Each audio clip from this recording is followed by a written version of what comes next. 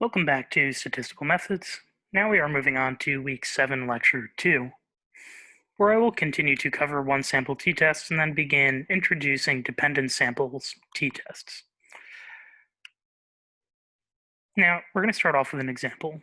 Now, the CEO of Orange Incorporated, a tech startup company, has just read a report about the employees of one of their rival companies, Pear Inc. Now, as part of this report, Pear employees answered the question, how satisfied are you with your current job, on an 11-point scale, ranging from 1, extremely dissatisfied, to 11, extremely satisfied.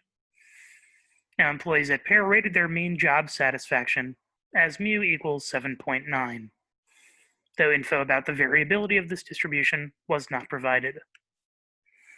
Now, the CEO of Orange wants to test whether his employees are, on average, more or less satisfied with their jobs than the population of Pear employees, at the significance level of 0.05. So the CEO recruits a random sample of n equals 28 of his employees and gives them the same job satisfaction question as part of an anonymous survey. And this data file is located in the file orange.xlsx on the course page. So let's move over to that file for a second. But first, let's talk about what we're going to do with that file. So to test the hypothesis that job satisfaction at Orange Inc. is different than job satisfaction at Pear Inc., we need to first find the sum of squares based on our sample data, and then use this sum of squares to get S squared, this unbiased estimate of the population variance. And we'll use this formula. Then we need to find the standard error of the mean, using this formula first, and then this formula here. And then use our sample mean, mu of m, or the mean of the sampling distribution of means, and the standard error of the mean to find the t-score. And then we're going to determine whether this t-score is statistically significant using the Shiny app to find the p-value. So let's move over to that data set right now. So here's that data set. And again, the question we're trying to answer here is job satisfaction at Orange Inc. different than the job satisfaction at Pear Inc.? And the first thing we're going to need to do is find the sample mean, which we've done before. And in column B are our scores for job satisfaction at Orange Inc. So to find the mean, we simply enter equals average B2 through B29. Enter. So that's our sample mean. Now, to find the sum of squares, we need to subtract first the mean from every score in column B. So to do that, equals B2 minus G $2.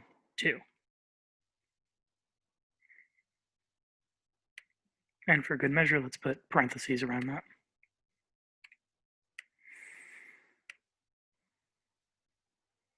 And to have this work out for all of them, we drag down.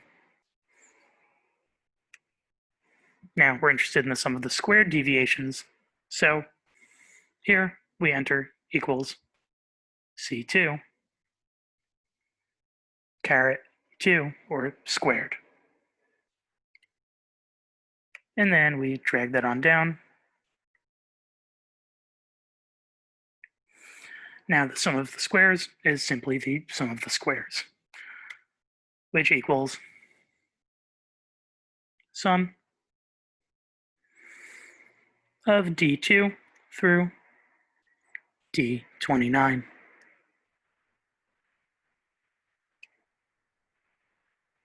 So that's our sum of the squares. And for degrees of freedom, we just simply need to take the sample size minus 1, and we know here our sample size is 28, so equals 28 minus 1, which is 27. Now for our unbiased estimate of the population variance, we need to divide the sum of squares by the degrees of freedom. So we have our sum of squares in column G, row 3. So that would be equals G3 divided by G4.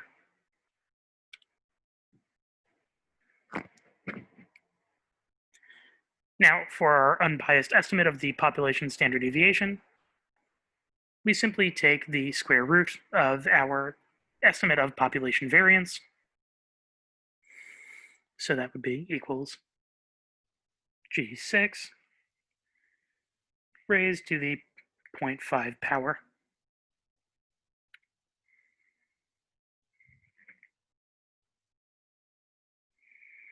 Now, for our estimate of standard error, we take our estimate of the population standard deviation and divide it by radical n. So equals G7 divided by, open parentheses, 28 to the 0.5 power. So that is our estimate of the standard error.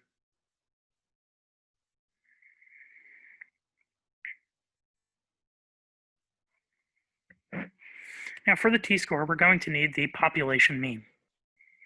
And we can get that directly from the slide because that information is known about our comparison population, which is the sample of scores at Pear Inc. So let's move back to the slides to get that mean. And we can see from the slides that the mu here that we're interested in is 7.9. Let's go back and enter that somewhere in our spreadsheet as a placeholder. And we're back to the spreadsheet here. And let's just write our mu of m, or the mu of the mean of the sampling distribution of means, which should be the same as the population mean, right here in G9. And if you remember from the slides, that is 7.9. And now we have all of the information we need to calculate our t-score. So equals, open parentheses, our sample mean, which is G2, minus mu of the sampling distribution of means, which is 7.9, which is in G9, so minus G9, close parentheses, divided by the standard error of the mean, which is in G8.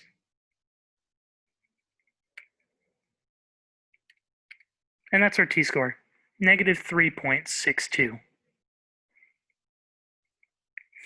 Now we're going to need to move over to the Shiny app to find the p-value associated with this t-score for a two-tailed test because we have no directional hypothesis.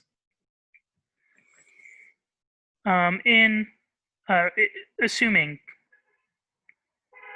27 degrees of freedom. All right, so let's move over to the Shiny app. So here we are in the Shiny app. Now, this is the student's t-distribution Shiny app, so not the standard normal Shiny app, because we are using the t-distribution given that our population standard deviation or variance is unknown. So we're going to go into this first box here and drop this down, and we are going to select the t-value, since that's what we know. Negative 3.62 is our t-value. And then we're going to enter our degrees of freedom, so we can click up to 27, right, because that is n minus 1. Our sample size is 28 minus 1 equals 27.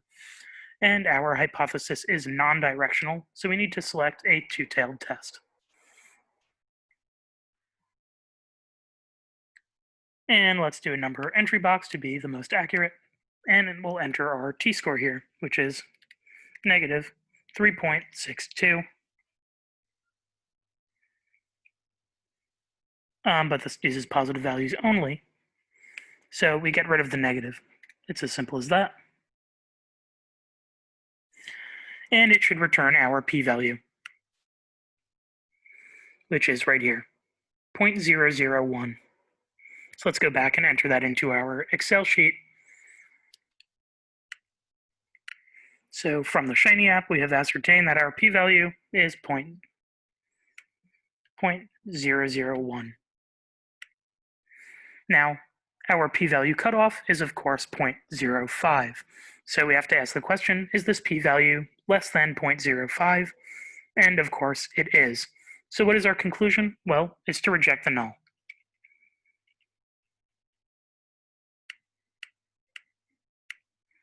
In other words, our data support the contention that our sample at orange ink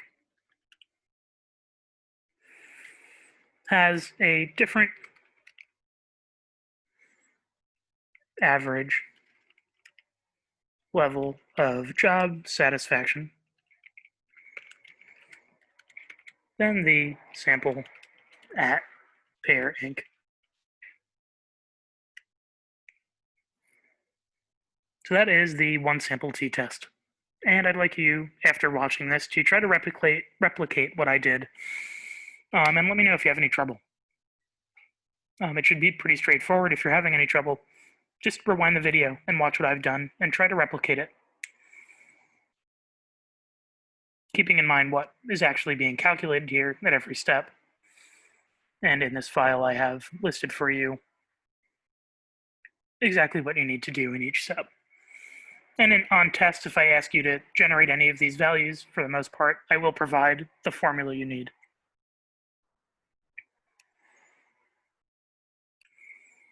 So a one-sample t-test can also be used to test your sample's mean against any specific value on a scale. So you can ask a question like, is my sample mean different, or higher or lower, than the scale's middle value, or the midpoint? So on a 1 through 7 scale, that would be a value of 4. To accomplish this, we simply plug in the value we want to test our sample mean against for mu of m in the formula. So if I were using a 7-point scale and found a sample mean of 5, but wanted to ask, is this mean significantly higher than the midpoint of 4? I would do 5, our sample mean, minus 4, the midpoint, divided by the standard error of the mean. Now I'm going to move on to introduce dependent samples t-tests. So now we must ask the question, what about situations where we don't know anything about our comparison population of interest? In other words, when we have an unknown mu, or population mean, and unknown sigma, or population standard deviation. And this actually is typically the case in real-world research scenarios. So we'll first examine such a case using a new kind of hypothesis test called a dependent samples t-test, in which we will compare pairs of scores taken from the same individuals. So this first requires making a distinction between subjects and within subjects' designs. So remember that the independent variable, or IV, refers to the variable you are focusing on as the cause. So in an experiment, it's the one being manipulated or controlled by the researcher. Now, the dependent variable refers to the variable being focused on as the effect, or the outcome. In other words, the variable we measure, and that we expect to be influenced by the independent variable. So, for the research question, does the presence of peers influence alcohol consumption? The presence of peers is the independent variable, and alcohol consumption is the dependent variable. We often talk about different levels or conditions of the IV. Now, these are the different groups that participants are placed in, with the expectation typically being that different groups will have different outcomes for the DV. In other words, the IV influences the DV, just like we said. So for the presence of peers IV in the previous example, I might have the following experimental conditions in my experiment. One condition will be participants engaging in a context with peers absent, so they're alone. In another condition, I might put my participants in the presence of 5 peers. And in a third condition, I might put my participants in the presence of 10 peers. So these are 3 conditions of that presence of peers independent variable, and I might expect there to be different levels of alcohol consumption in each of these groups on a basis of varying the number of peers present. Now, the distinction between a between subjects design and a within subjects design relates to these different conditions. When each condition consists of different groups of participants, we have a between subjects design. But when the same group of participants is exposed to all different levels of the independent variable, that is, they are put in the presence of no peers, 5 peers, and 10 peers, we have a within subjects design, or a repeated measures design. Thus, in a between subjects design, you'll be comparing results, like sample means, from different groups of people and comparing them. But in a within subjects design, you'll be comparing results taken at different times from the same group of people and comparing them. So in a within subjects design, you have one group of participants, and measurements are taken repeatedly from the same group of people, and they're compared at those different time points. Now, in a between subjects design, you have separate groups of participants, and measurements are taken from each group and compared across these groups.